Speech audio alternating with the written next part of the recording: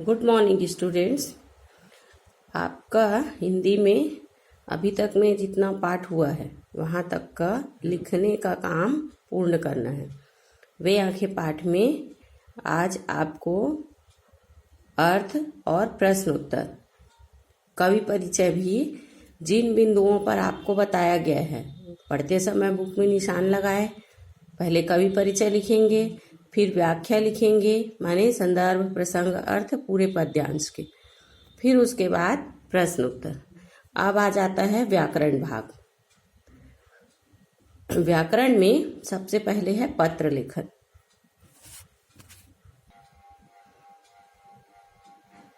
मनुष्य सामाजिक प्राणी है, माने हम आसपास जब रहते हैं एक दूसरे से कुछ न कुछ भावों को बताते हैं। किसी से हम बोलते हैं, कोई बोलता है उसको हम सुनते हैं। इस प्रकार विचारों की अभिव्यक्ति बोलकर या सुनकर करते हैं, और जब तक विचारों का आदान प्रदान होता है तभी व्यवहार होता है। वैसे ही जो हमसे दूर हैं, माने हम इस जगह पे हैं लेकिन हमसे दूर कोई है, उससे यदि कुछ विचार करना चाहें, चाहे कुछ हम उनसे मंगवाना चाहें, चाहे हम कुछ बोलना चाहें, तो इसके लिए आवश्यकता होती है माध्यम की। और स्थानों की दूरियों को कम करने के लिए सबसे अच्छा माध्यम है पत्र। अपने विचारों को लिखकर यदि उनके पास भेजें जिससे हम यह चाहते हैं, और वह ध्यानपूर्वक पढ़े और उन भावनाओं को समझे, तभी यह पूर्ण हो सकता है। दैनिक जीवन में बहुत से ऐसे काम होते हैं, जैसे घर में कुछ काम हो रहा है, अचानक कुछ आवश्यकता आन पड़ी है, या बहुत दिनों तक कोई संपर्क नहीं हुआ है तो कहीं जा रहे हैं, इस प्रकार के। और सरकारी गैर सरकारी माने कुछ विभाग से जानकारियां हैं, या कहीं शिकायत करना है, या हमें किसी पद के लिए नियुक्ति के लिए आवेदन करना है, ये सरकारी और गैर सरकारी पत्र कहलाते हैं। पत्र लिखना एक कला है। कहने का तात्पर्य है कि पत्र लिखते समय आपको पूरा ध्यान रखना चाहिए कि आप क्या बता रहे हैं, क्या कहना चाह रहे हैं, और आपके पत्र को पढ़कर सामने वालों को इन सब चीजों का आभास हो जाए। इसके लिए पत्र स्पष्ट माने एक ही विषय पर और अच्छी भाषा में, सुलेख माने राइटिंग सही होनी चाहिए, लिखावट सही होनी चाहिए, तभी सामने वाला पढ़ पाएगा। सरल भाषा में लिखे जाने चाहिए, माने आप वास्तव में उनसे जो भी कहना चाहते हैं वह पढ़कर उसे समझ पाए। एक आदर्श पत्र में निम्नलिखित गुण होने चाहिए, ध्यान देंगे। पत्र स्पष्ट सरल भाषा में लिखा होना चाहिए, माने आप उसमें क्या कहना चाहते हैं या सामने वाले से आपकी क्या विचार है, ऐसी भाषा में लिखें कि वह पढ़कर उसे समझ पाए। पत्र में शैली संवादात्मक होनी चाहिए। ऐसा नहीं है कि सिर्फ अपनी बात कही जा रही है। पत्र में कुछ ऐसी बातों का भी समावेश हो जिससे सामने वाले को लगे कि हाँ, यह पत्र मेरे लिए है और इस प्रकार इसमें मैं कुछ कर सकता हूँ। शिष्टाचार का पालन करना चाहिए, माने पत्र है तो ऐसा नहीं है कि यहाँ से भेज दिया वहाँ से पढ़ लिए क्या हो जाएगा। अपने से बड़े हैं छोटे हैं, जिस प्रकार का काम है, दुख का सुख का, तो उस प्रकार उसमें शिष्टाचार होना चाहिए। और जहाँ तक हो सके शिष्ट भाषा का प्रयोग करना चाहिए, माने भाषा अगर किसी से कुछ बोल रहे हैं, पत्र में लिख रहे हैं, तो ऐसा हो कि उसको पढ़कर सामने वाले को एक अच्छी अनुभूति हो। अनावश्यक विस्तार दोष नहीं होना चाहिए, माने जितना आपको बोलना है, अब ये नहीं है पत्र लिख रहे हैं 4-6 पेज का पत्र लिख रहे हैं। पत्र में जितनी आपकी विशिष्ट विचार अभिव्यक्ति है, माने एक समय में जिस चीज का उल्लेख करना है उसी का समावेश करना चाहिए, तभी वह प्रभावी होगा।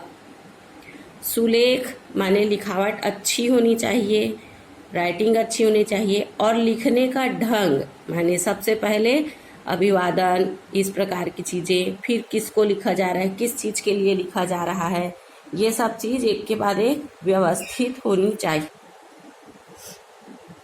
पत्र में पता माने कहाँ से लिख रहे हैं, तिथि माने कब लिख रहे हैं, प्रशस्ति माने जिस कारण का उसमें उल्लेख है वह स्पष्ट हो, संबोधन माने अपने से बड़े हैं तो प्रणाम, बराबर के हैं तो नमस्ते, उससे छोटे हैं मतलब अपने से छोटे हैं तो शुभाशीष, स्नेह आशीष, आशीर्वाद, इस प्रकार। अब आ जाते हैं पत्र के प्रकार में।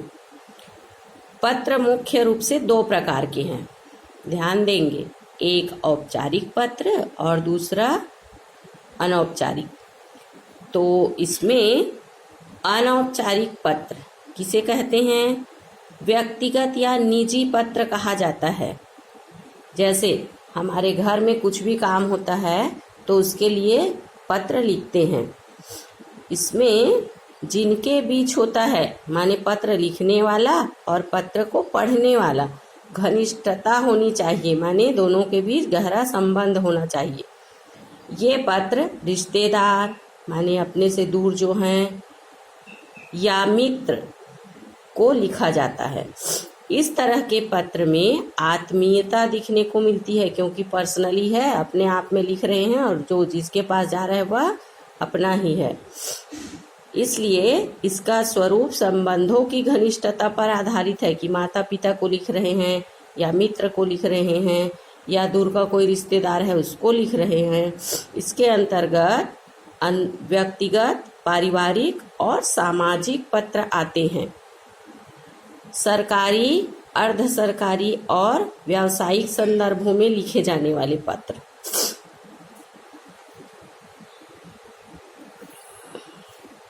ये औपचारिक पत्र कहलाते हैं, जिसमें व्यावसायिक माने व्यवसाय के संबंध में कुछ सामान मंगवा रहे हैं, कुछ भेज रहे हैं, उसके बारे में रहता है।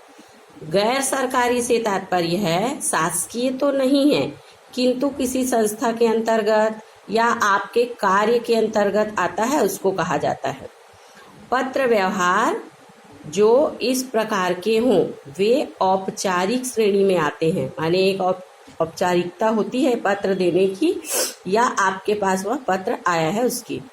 सामान्य जीवन व्यवहार में प्रयुक्त पत्र माने कुछ भी जो काम होता है, जैसे नगर निगम का काम है या शासकीय विभाग में और कुछ काम है या किसी पद के लिए करते हैं, वे औपचारिक पत्र कहलाते हैं। सरकारी, अर्ध सरकारी और व्यावसायिक, ये इन संबंधों में जो पत्र लिखे जाते हैं उनके बारे में बताया जा रहा है।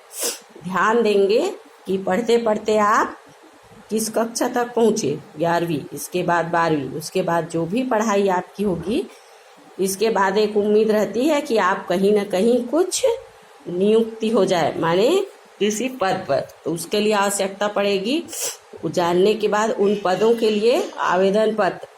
और वैसे ही सरकारी कार्यालयों में अभी आप जाते हैं कहीं पर भी तो जो पत्र देने की आवश्यकता पड़ती है। बैंकों और व्यावसायिक संस्थानों में जो पत्र का व्यवहार किया जाता है वह कहलाता है सरकारी या अर्ध सरकारी। सामान्य जीवन व्यवहार तथा अन्य विशिष्ट संदर्भों में लिखे जाने वाले पत्र, ये भी पत्र के प्रकार हैं, जिसमें शोक पत्र माने घर में अगर कुछ दुख का काम होता है, शुभ कामना जैसे किसी को बधाई देते हैं, प्रथम श्रेणी से उत्तीर्ण होने पर बधाई पत्र, प्रावीण्य सूची में आने पर, समस्या मूलक पत्र किसी समस्या पर पत्र लिखते हैं, संपादक के नाम पत्र माने न्यूज़पेपर में छापने के लिए जो जिम्मेदार हैं हम उन तक सूचना पहुंचाते हैं कि इसको यहाँ पर स्थान दिया जाए। संबोधन व अभिवादन शब्दावली। अब आ जाते हैं पत्र के अंग माने एक पत्र आप जो लिख रहे हैं उसमें क्या क्या होना चाहिए, ध्यान देंगे। अंग 4 होते हैं। कितने होते हैं? 4 होते हैं। यदि आप पत्र लिख रहे हैं तो लिखते समय आप इसमें ध्यान देंगे कि जो भी विषय दिया रहेगा आपको, पत्र का प्रारूप इस प्रकार का होगा। सबसे पहले रहता है पता और दिनांक, माने औपचारिक पत्र के बाईं ओर और अभी के जो नए पैटर्न में आए हैं सब एक समान ही लिखा जाता है, एक ही ओर। प्रेषक अपना पता, तिथि और नाम, पद, विभाग आदि लिखता है। पत्र जब शुरू करते हैं, जैसे आप यहाँ से लिख रहे हैं दुर्ग से, तो आप लिखेंगे फिर आप कौन है, मतलब किस पद पर हैं और इन सब जानकारी को। यह हुआ पहला अंक। उसके साथ दिनांक मेंशन होता है कि आप पत्र कब लिख रहे हो। संबोधन व अभिवादन शब्दावली, इसमें या तो अपने से बड़े होंगे, माने कहने का तात्पर्य ये है, मान लो आप किसी को पत्र लिख रहे हैं तो उसमें या तो माता पिता होंगे, मित्र होंगे, दूर का बड़ा भाई होगा, छोटा भाई होगा, कोई होगा, निश्चित है। आप जानते हैं कि आप पत्र किसे लिख रहे हैं। उसके आधार पर संबोधन व अभिवादन शब्दावली होती है। जैसे माता पिता हैं तो प्रणाम, माने सदैव माता पिता पूजनीय होते हैं, पूज्य पिताजी, सादर प्रणाम, इस प्रकार से जो लिखते हैं। यदि मित्र हैं तो नमस्ते, सादर अभिवादन। यदि अपने से छोटा है तो क्या लिखेंगे, उसमें स्नेह आशीष, शुभ आशीष, आशीर्वाद। फिर आता है पत्र की सामग्री या कलेवर। आप किस संबंध में पत्र लिख रहे हैं वह होता है उसका विषय वस्तु, कि आपको जिसको भी आप पत्र लिख रहे हैं उसमें क्या मेंशन करना है। इसमें ध्यान यह रखना है कि जो भी आप बोल रहे हैं एक ही बार होना चाहिए, बार बार उसी चीज को दोहराकर पत्र लंबा ना हो। और विस्तार दोष से बचे, माने घर में सारी जानकारियां ये वो सब होने के बाद आप जिस मुख्य बात पर लिख रहे हैं ऐसा ना होकर जो आप उस तक पहुंचाना चाहते हैं उसी का उसमें समावेश हो। और बहुत ज़्यादा ना कहें, क्योंकि पत्र है भाई, पढ़ने वाला जब पढ़ेगा तब उसकी भावनाओं को वह जान पाएगा। पत्र की समाप्ति, अब ये हो गया विषय वस्तु। विषय वस्तु के बाद नीचे हम क्या लिखते हैं, भवदीय, विनीत, आपका शुभेच्छु, माने आपका प्रिय मित्र, ऐसे जो भी लिखते हैं वो होता है पत्र की समाप्ति। अच्छा, पत्र में लिखते समय शब्दावली, माने शब्दों पर विशेष ध्यान रखना चाहिए, क्योंकि ये लिखित दस्तावेज होता है जिसे संग्रहित किया जा सकता है, माने उसको स्टोर करके रखा जा सकता है। ऐसा नहीं है कि पत्र आज पढ़िए और फेंक दिए, उसको रखे और जब आवश्यकता पड़ती है तो फिर से पढ़ा जा सकता है। तो इसका ध्यान रखना चाहिए। और अंत में आपका शुभ चिंतक, आपका मित्र, आपका स्नेही, जिस प्रकार से भी संबंध है, इसके बाद प्रेषक का नाम, माने पत्र जिसने लिखा है। अब पत्र में सबसे आवश्यक क्या चीज है कि आप जिसको पत्र भेजना चाह रहे हैं उसका पता। और इस प्रकार से यह पत्र पूरा होता है। आज आपका जो पाठ्य पुस्तक का लिखने का अधूरा कार्य है उसको पूरा करेंगे।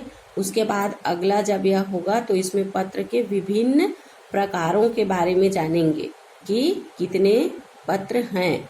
और यदि आपने पहले लिखा होगा, यानी सीमा मैडम पढ़ते समय लिखवाई होगी, तो उसको आप उसी को रहने देंगे, डबल लिखने की आवश्यकता नहीं है। और जो नहीं लिखे होंगे वो अब पाठ को पहले कंप्लीट करने के बाद हेडिंग डालेंगे पत्र, और उसके अंतर्गत फिर बहुत सारे पत्र हम लिखेंगे। कुछ कार्यालयीन और कुछ व्यावहारिक पत्र भी होंगे। लिखते समय उसमें ध्यान रखेंगे, ऊपर हेडिंग अवश्य डालेंगे, पत्र है, उसके बाद विषय रहेगा किस चीज के लिए पत्र है। इसमें जैसा कि आप जानते हैं कि आपके स्तर पर, माने 11th का स्टैंडर्ड जो है उसके स्तर पर विषय वस्तु और इन सब चीजों का समावेश, ऐसा नहीं है कि पत्र लिख रहे हैं पहले का ये लिखा हुआ है। आपको अभी जो बताया गया है इन चीजों को ध्यान में रखकर पत्र लिखना है। कहीं भी जाते हैं किसी भी विषय में यदि पत्र लिखने के लिए कहा जाता है तो आपको ये नहीं लगना चाहिए कि इसमें क्या लिखें, क्या होगा। पता, संबोधन, पत्र की सामग्री और पत्र की समाप्ति। इन 4 अंगों को ध्यान में रखकर जिस भी विषय में कहा जाए पत्र लिखा जा